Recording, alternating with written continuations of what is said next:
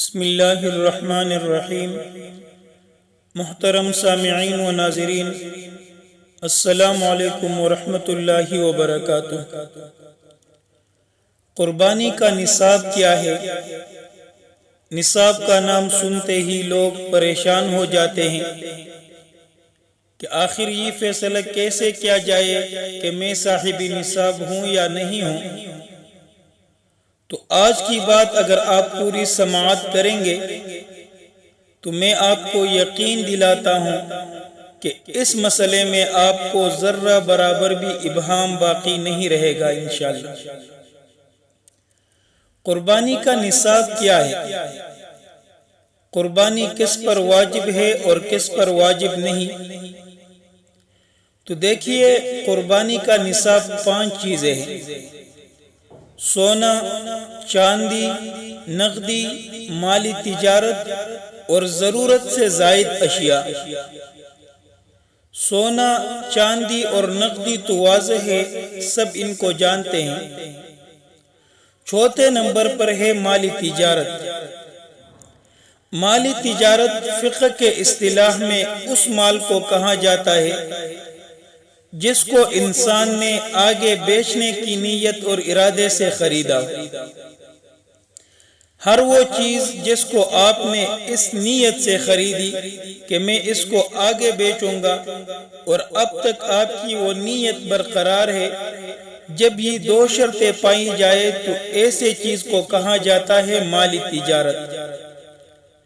جیسے کسی نے کوئی مکان خریدا، کوئی پلاٹ خریدا، کوئی گاڑی خریدی، اس نیت سے کہ جب مجھے اچھا منافع ملے تو میں اس کو آگے بیچوں گا۔ یا دکان میں جو مال پڑا ہے، اب ظاہر ہے کہ اس کو آگے بیچنے کے ارادے سے دکان میں رکھا ہے، تو جو بھی چیز آگے بیچنے کے ارادے سے خریدا جائے وہ سامانی تجارت کہلاتا ہے۔ اور 5واں قربانی کا نصاب ضرورت سے زائد اشیاء۔ ضرورت سے زائد اشیاء کا مطلب یہ ہے کہ گھر میں کوئی ایسی چیز ہو جو سال میں 1 مرتبہ بھی استعمال نہ ہوتی ہو، پورے سال میں 1 مرتبہ بھی استعمال نہ ہو۔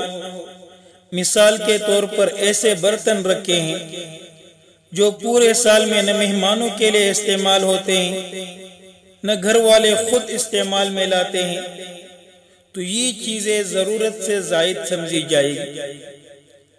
اسی طرح وہ چیزیں جس کو شریعت ضرورت تصور نہیں کرتی، مثال کے طور پر ٹی وی ہے گھر میں، یا گھر میں بڑی LED اور LCD لگی ہوئی ہے، اسی طرح بانسری، گٹار اور دوسرے جو میوزیکل انسٹرومنٹ ہوتے ہیں وہ پڑے ہیں، تو یہ چیزیں ضرورت سے زائد ہے۔ شریعت ان چیزوں کو ضرورت نہیں سمجھتی، بلکہ یہ چیزیں تو گناہ اور وبال کی چیزیں ہیں، شریعت ان کو ضرورت کیسے تصور کر سکتی ہے؟ تو یہ چیزیں اگرچہ دن میں 100 مرتبہ استعمال کیوں نہ ہو، یہ ضرورت سے زائد سمجھی جائے گی۔ اگر ان چیزوں کی قیمت 52.5 تولہ چاندی کی قیمت کی برابر ہو تو یہ شخص صاحب نصاب کہلائے گا اور اس کے اوپر قربانی واجب ہوگی۔ اسی طرح ایک شخص ہے جس کے پاس ایک گھر تو ایسا ہے جس میں وہ ذاتی طور پر رہتا ہے، اور دوسرا گھر اس کا ہے جو اس نے کرایہ پر دے رکھا ہے، یا کسی کے پاس کوئی گاڑی ہے، اس نے گاڑی کو کرایہ پر دی ہوئی ہے، تو اب آیا اس گھر یا گاڑی کی قیمت پر قربانی ہے یا نہیں؟ تو اس میں یہ دیکھا جائے گا کہ یہ گھر اور یہ گاڑی ضرورت سے زائد ہے یا نہیں۔ اگر اس شخص کا آمدن اور انکم صرف یہ کرایہ ہے اور وہ اس سے اپنا گزر بسر کرتا ہے اور اپنا گھر کا خرچہ چلاتا ہے، معاش کا دوسرا کوئی ذریعہ نہیں ہے، تو پھر یہ مکان اور گاڑی ضرورت کے تحت داخل ہے، اس کی قیمت پر قربانی نہیں ہے۔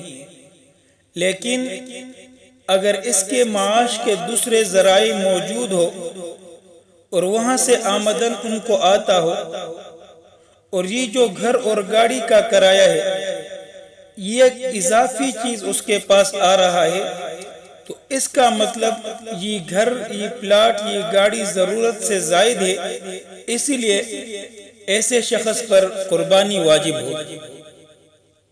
تو جو بھی چیز ضرورت سے زائد ہو وہ قربانی کا نصاب ہے۔ اب یہ سمجھے کہ جس شخص کے پاس 7.5 تولہ سونا ہو یا اس کی قیمت کی برابر نقدی ہو یا سامانی تجارت ہو یا ضرورت سے زائد سامان ہو، یا جس شخص کے پاس 52.5 تولہ چاندی ہو یا اس کی قیمت کے برابر نقدی ہو یا سامانی تجارت ہو یا ضرورت سے زائد سامان ہو، تو یہ شخص صاحب نصاب کہلائے گا، اس کے اوپر قربانی واجب ہے۔ اب جب کسی مرد یا خاتون کے پاس 1 یا 2 یا 3 تولہ سونا ہے تو وہ سمجھتے ہیں کہ 1 اور 2 اور 3 تولے پر تو زکوٰۃ اور قربانی واجب نہیں ہوتی، کیونکہ سونے کا نصاب 7.5 تولے ہے۔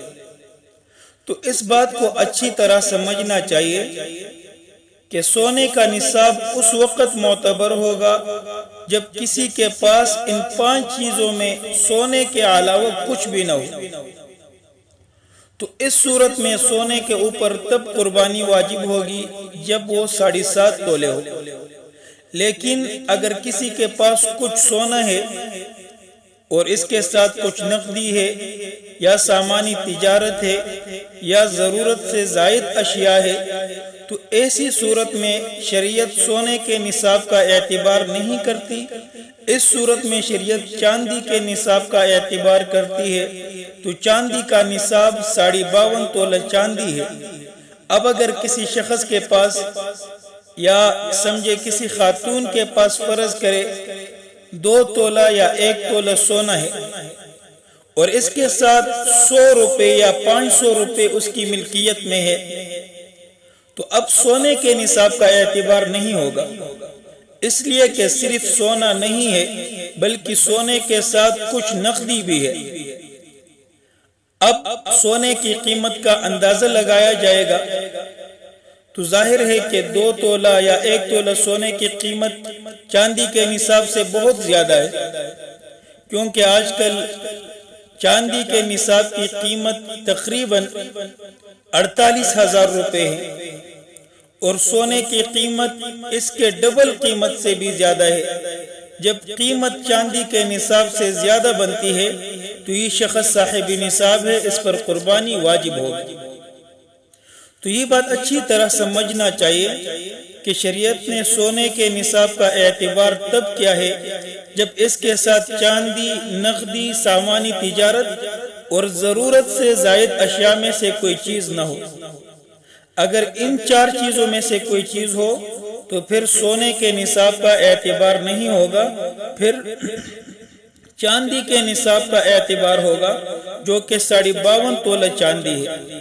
تو خلاصہ یہ کہ جس شخص کے پاس 7.5 تولہ سونا ہو یا 52.5 تولہ چاندی ہو یا اس کی قیمت کے برابر نقدی ہو یا سامانی تجارت ہو یا ضرورت سے زائد اشیاء ہو، تو ایسا شخص صاحب نصاب ہے، اس پر قربانی واجب ہے۔ والسلام علیکم ورحمۃ اللہ وبرکاتہ۔